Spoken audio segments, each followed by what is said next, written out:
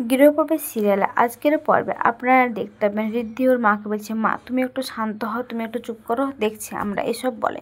অন্যদিকে রূপ সবাইকে বলে যে আপনারা এখন এখান থেকে আসুন। তখন ঋদ্ধি সবাইকে হাত জোড় করে আর বলে, দেখুন আপনাদেরকে ডেকে আমরা অপমানিত করতে চাইনি, ভেবেছিলাম আনন্দ দিনে আনন্দ করতে হবে, কিন্তু আনন্দ বদলে আপনাদেরকে কষ্ট দিলাম, তার জন্য আমরা সরি, আই এম সরি, আপনারা এখান থেকে এখন আসুন, এসব বলে। তখন ওরা বলে, হ্যাঁ আমরা তো দেখলাম সে একটা সন্ধ্যা থেকে কি দেখছি, তা কত কি কীর্তি দেখলাম, এসব বলে। আর বলে ওরা বলে যে চলো আমরা এখান থেকে চলে যাই, বলে সেখান থেকে চলে যায়।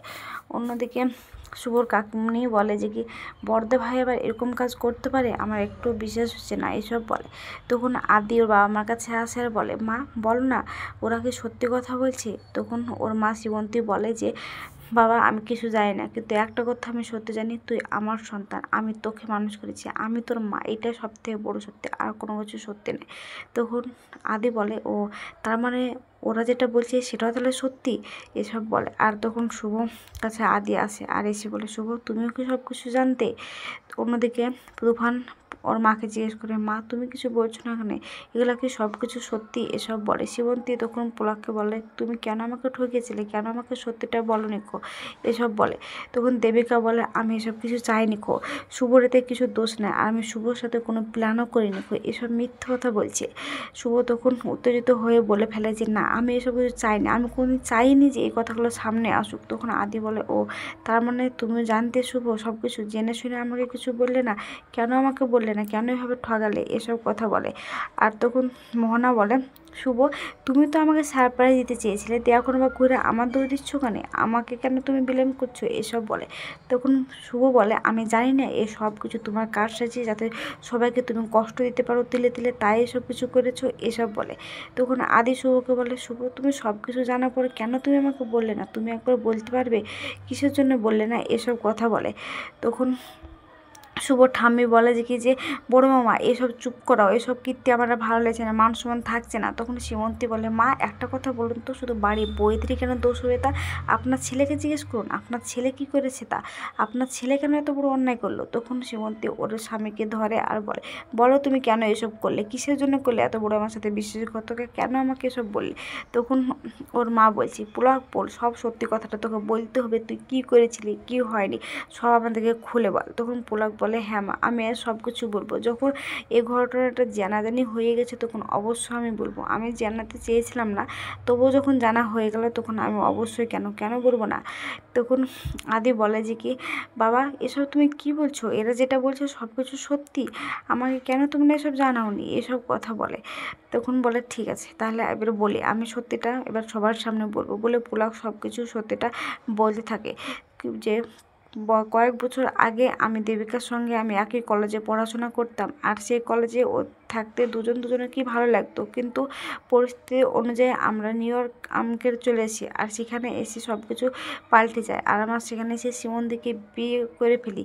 তারপরে আমি মাঝে মাঝে কলকাতাতে যেতাম, আর কলকাতাতে যাওয়ার পরে আমি আবার দেবিকার সঙ্গে দেখা হয়, আর গিয়ে দেখি যে ওর বাবা খুব অসুস্থ। কিছুদিন পরে দেখি যে ওর বাবা মারা গেছে, কিন্তু সে তখন দেবিকা সেখানে একা, কিন্তু আমার কিছু করার ছিল না, আমি ওর বন্ধু ছিলাম, আমি ওর ভরসার জায়গা ছিলাম, আর সেই জায়গা থেকে আমি ওকে একবার আমার বুকে ঠাঁই দিয়েছিলাম, আর সে ভুল থেকে আমরা দুজন দুজনের কাছাকাছি খুব চলে আসি, আর সে কাছাকাছি আসা থেকে আমাদের ক্ষণিকের ভুলের জন্য ও দেবিকা প্রেগনেন্ট হয়ে যায়। আর তখন কি করব ঠিক না বুঝতে পেরে আমি দেবিকাকে লোকলজ্জার ভয়ে ওকে সম্মান দেওয়ার জন্য আমি মন্দিরে গিয়ে আমি বিয়ে করে ফেলি। তো এসব কথাগুলো আমি বলতে পারিনি শিমন্দিকে, কারণ আমি ওকে খুব ভালোবাসি, আমি কী করে বলতাম, আমি চাইনি যে এসব কথাগুলো বলে শিমন্দি কষ্ট পাক আর আমার কাছ থেকে চলে যাক আর আমার সংসারটা নষ্ট হয়ে যাক, তাই আমি এসব কথাগুলো বলতে পারিনি কো, এসব কথা বলছে। তারপরে পুলাক আবারও বলছে যে দিয়ে আমাদের যমজ বাচ্চা হয়, আর তখন শিমন্তী বলে, আর সেই বাচ্চাটা নিয়ে এসে আমাকে তুমি দিলে যে কি আমার মা না হওয়ার সুযোগটা তুমি নিলে, তাই তো। তখন বলে যে কি না গো আমি এরকম কিছু করিনি, তুমি মা হতে পারোনি বলে আদিকে এনে দিয়েছিলাম। তাই কিছু পর আবার শিমন্তী ঈশ্বরের কৃপায় ও ঋদ্ধির পেটে আসে, আর তখন ঋদ্ধি হয়, কিন্তু শিমন্তী ঋদ্ধি আর আদিকে কোনোদিনই আলাদা করে দেখেনি, বরঞ্চ আদিকে ও মনোযোগ দিয়ে বেশি ভালোবেসেছে, এসব কথা বলে। তখন পুলক বলে, আমি খুব বড় ভুল করেছি, আমি এখন কি করব আমি নিজেও বুঝতে পারছি না, আমি খুব অন্যায় করেছি শিবন্তী তোমার প্রতি, তুমি আমাকে ক্ষমা করে দাও, তুমি আমার সাথে এরকম অন্যায় করো না, এসব কথা বলে।